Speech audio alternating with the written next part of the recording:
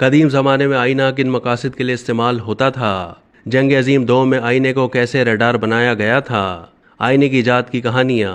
आईने की इजाद से पहले इंसान अपना अक्स देखने के लिए पानी के तालाबों या पानी से भरे हुए बर्तन का सहारा लेता था। कहा जा सकता है कि ये आईने की इब्तिदाई शक्ल थी। आजकल आईने एल्युमिनियम के पाउडर से बनते हैं, लेकिन कदीम मिस्री अपने आईने तांबे को पॉलिश करके बनाते थे।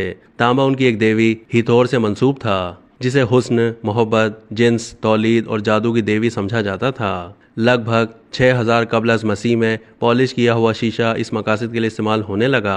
इससे पहले शुरू में आतिशफिशानी पत्थरों के टुकड़ों को चमकाकर उनसे आईने का काम लिया जाता था। एज़टेक तहजीब में एक किस्म के सियाह पत्थर को चमकाकर उससे आईना बनाया जाता था और उनका अकीदा था कि इसका ताल्लुक उनके एक देवता तेज़काटलीपोका से है। ये देवता रात, वक्त और आबाई याददाश्त का देवता था और समझा जाता था कि आईने इस दुनिया और उस दुनिया के दरमियान पुल का काम करते हैं। आईने बनाने के लिए खास पत्थर, जिसका नाम ऑक्सीडीन है, ज्यादा कारामद था क्योंकि इसमें कुदरती तौर पर चमक पाई जाती है। चमकदार ऑक्सीडीन के ये आईने मौजूदा तुर्किया के शहर अनातोलिया से दरियाफ्त हुए हैं। किसी दौर में साहिब सरवत खानदान अपनी दौलत और इमारत की नुमाइश करने के लिए घरों में वेनिस के बने हुए बड़े बड़े आईने नस्ब किया करते थे।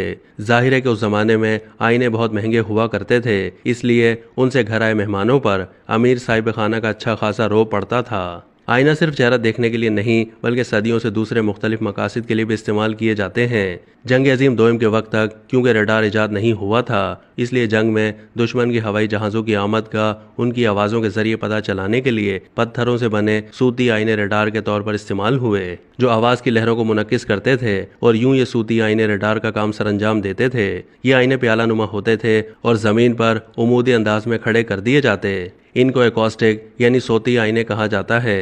तरक्की याफ्ता ममालिक की तरफ से चांद पर भी खास तरतीब से आईने नस्ब किए गए हैं, जो टेलीस्कोप्स की मदद से ज़मीन और चांद के दरमियानी फासले की पैमाइश के काम आते हैं। ये फासला चूंकि चांद के ज़मीन के गिर्द बेज़वी मदार की वजह से तब्दील होता रहता है, इसलिए ये इंतज़ाम ज़रूरी था ताकि इस बदलते फासले की सही पैमाइश रिकॉर्ड की जा सके। कदीम चीन में आईने चांद की तवानाई को मुक़ीद करने के लिए इस्तेमाल होते थे। कहा जाता है कि एक बादशाह ने दावा किया कि जो कोई उनके आईने में देखता है वो उनके अंदर की खुसूसियात जान लेते हैं। रिवायत के मुताबिक अपने आईने की इसी खुसूसियात की मदद से वो इक़्तिदार में आए थे।